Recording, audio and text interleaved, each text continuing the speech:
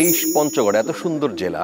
সার্জিস আলম একটা প্রশ্ন তুলেছেন গত কিছুদিন আগে, তিনি ফেসবুকে লিখেছেন আপনাদের এখানে পরিবেশগত সংকট, বিশেষ করে বালু উত্তোলন এবং পাথর উত্তোলন, সেই জায়গাটায় পরিষ্কারভাবে তিনি মেনশন করেছেন যে বিএনপির উপজেলা ওখানে যারা আছেন তাদেরকে কন্ট্রোল করা যাচ্ছে না এবং তারা সেখানে কোনো কোনো ক্ষেত্রে পারা যাচ্ছে না। তার উত্তরে কি আপনার কিছু বলার আছে কিনা? ধন্যবাদ।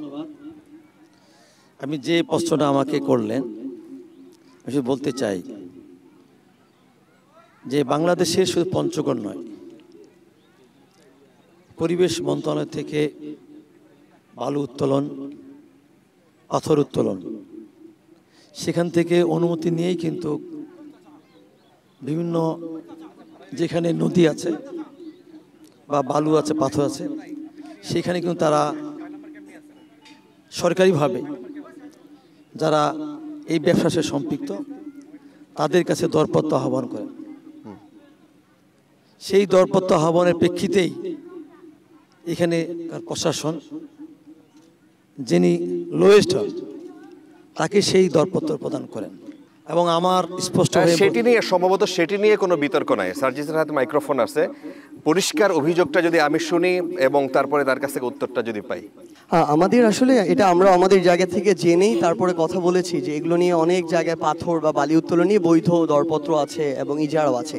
অভিযোগটা কোন জায়গাটাতে যে আমরা দেখেছি পঞ্চগড়ের ওই বাংলাবান্ধা থেকে শুরু করে আমাদের যখন এই জেলা শহর দিয়ে আমাদের বালির বা পাথরের ট্রাকগুলো যায়, আমরা বেশ কিছুদিন আগে একদম প্রকটভাবে দেখছিলাম যে রাস্তায় চাঁদা তোলা হয়।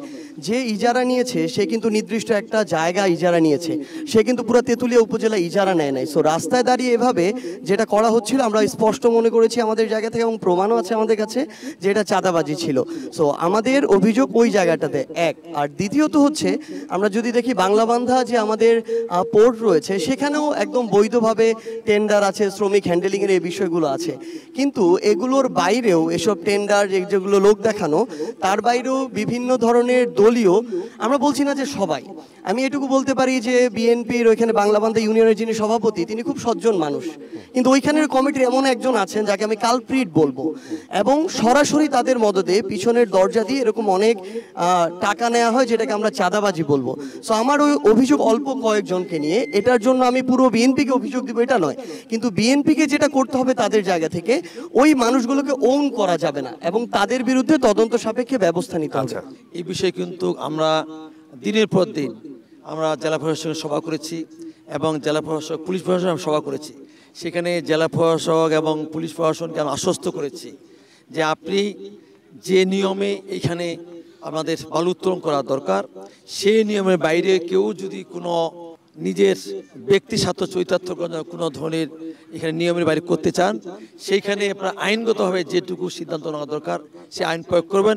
এই ক্ষেত্রে আমাদের বিএনপি কোনো ব্যক্তির অপকর্মের দায়িত্ব আমরা বহন করব না, এটা আমরা মেসেজ দিয়েছি। আপনারা সুনির্দিষ্ট কারণে কোনো অভিযোগ পেলেও আপনাদের এখন পর্যন্ত সাংগঠনিক কোনো ব্যবস্থা আমরা নেওয়া হয় নাই বলে অভিযোগ? না, আমি আপনাদেরকে বলি, আমাদের প্রশাসন থেকে যে কোনো বিষয়ে যদি কোনো সুনির্দিষ্ট অভিযোগ আমাদের দলে দেওয়া হয়, আমরা তাৎক্ষণিকভাবে, আমরা যখন কেন্দ্রীয়ভাবে এই পর্যন্ত 7,000 আমাদের দলীয় নেতাকর্মী ব্যবস্থা নিয়েছি, আমরা পঞ্চগড়েও প্রায় 100-এরও বেশি আমার নেতাকর্মীর ভিতরে সাংগঠনিক ব্যবস্থা নিয়েছি এবং আমরা অনেক জায়গায় প্রশাসনকেও বলেছি যে সে যদি আপনাদের দৃষ্টিতে অভিযুক্ত হয় তার ব্যাপারে আমরা আইনগত ব্যবস্থা নেবেন। আর সাজি যেটা বললো, বিশেষ করে বাংলাবান্ধা পোর্টের কথা বললো, সেই ক্ষেত্রেও কিন্তু তার বক্তব্য জানার পরে আমি প্রশাসনের সঙ্গে যোগাযোগ করেছিলাম।